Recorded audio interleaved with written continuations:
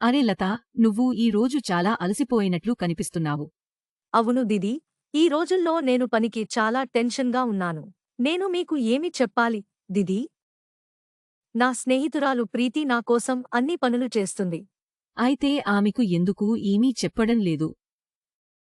చాలాసార్లు నేను ఆమెను తిరస్కరించాలని అనుకుంటాను. కాని అలా చేయడానికి ధైర్యం లేదు. ఆమెకు బాధగా ఉంటే ఏమి చేయాలి? లేదా మన స్నేహం విరిగిపోతే? ఓహ్, ఇదే ఆ విషయం. ఇది చాలా మందితో జరుగుతుంది, లతా. చాలా సార్లు మనం నిజాయితీగా మాట్లాడటానికి వెళ్తాము, మరియు మన భాష ఇతర వ్యక్తిని బాధిస్తుంది. కాని ఇది మనం మాట్లాడకూడదనే అర్థం కాదు. కానీ దిదీ, అప్పుడు మనం ఎలా మాట్లాడాలి? నాకు వివరించడానికి అనుమతించు. నీ పరిస్థితిలో కోపంగా ఉన్న వ్యక్తి ఇలా చెప్పును. అసలు కాదు, నువ్వు ఎప్పుడూ ఇలా చేస్తావు. నన్ను కష్టపెట్టడం కంటే నీ పని ఎలా చేయాలో నేర్చుకో. నీలా ఓ సహనశీలి వ్యక్తి ఇలా చెప్పును. అవును అవును, నేను ఖచ్చితంగా చేస్తాను. ఒక సంకల్పశీల వ్యక్తి ఇలా చెప్పును. నేను ఖచ్చితంగా చేస్తాను. కానీ ఈరోజు నాకు చాలా పని ఉంది. నువ్వు ఎందుకు మరొకరి సహాయం తీసుకోరు? నేను సంకల్పంతో మాట్లాడడం ఎలా నేర్చుకోవాలి? మీరు ఎప్పుడైనా ఎవరికైనా ఏదైనా చెప్పాలనుకుంటే మీరు మాట్లాడేటప్పుడు ఈ 4 విషయాలను గుర్తుంచుకోవాలి. ఇతరులు ఏమి అనుకుంటున్నారు, దానికి బాధ్యత తీసుకోవాలా లేదా? ఇతర వ్యక్తి యొక్క ఏ ప్రవర్తన లేదా ప్రవర్తన మీకు నచ్చలేదు. మీరు ఏ సమస్యలు అనుభవిస్తున్నారో వారికి వివరించండి.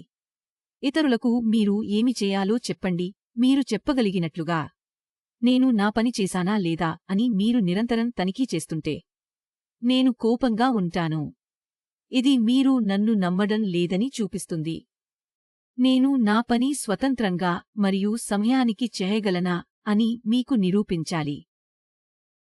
ఇది చాలా మంచి ఉదాహరణ, దిదీ. కాని నేను ఎవరినైనా ఏదో ఒకటి తిరస్కరించాల్సి వస్తే నేను ఎలా చేయాలి? ఇది చేయడానికి కొన్ని మార్గాలు ఉన్నాయి, లత. మొదట సానుకూలంగా కాదు చెప్పడం నేర్చుకోండి. ఉదాహరణకు, ఎవరైనా మీ వద్దకు వచ్చి సహాయం కోరితే మరియు మీకు ఇప్పటికే చాలా పని ఉంటే మీరు వారికి ఇది చెప్పవచ్చు. నేను సహాయపడాలనుకుంటున్నాను, కాని నేను ఇతర విషయాలకు ఇప్పటికే అవును చెప్పాను. రెండవది, మీరు వారికి సహాయం చేయలేని కారణాన్ని నిజాయితీగా చెప్పండి. దిదీ, ఇది చాలా మంచి ఉదాహరణ.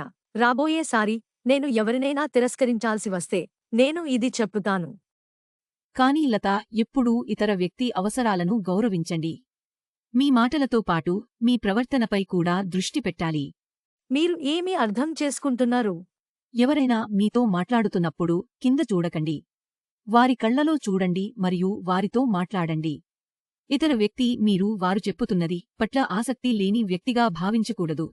దిదీ, ఇది వివరించడం ద్వారా మీరు నా అన్ని అలసటను తొలగించారు. రేపు నా స్నేహితుడితో మాట్లాడుతుండగా నేను మీ సూచనలను ఉపయోగించడానికి ప్రయత్నిస్తాను. లత, పొరుగువారికి ఏమిటి ఉపయోగం? ఇప్పుడు నేను ఇంటికి వెళ్ళుతున్నాను. మీరు మీ గురించి జాగ్రత్త తీసుకోండి మరియు విశ్రాంతి తీసుకోండి. మీరు చాలా అలసిపోయారు. అవును, మరియు ధన్యవాదాలు దిదీ.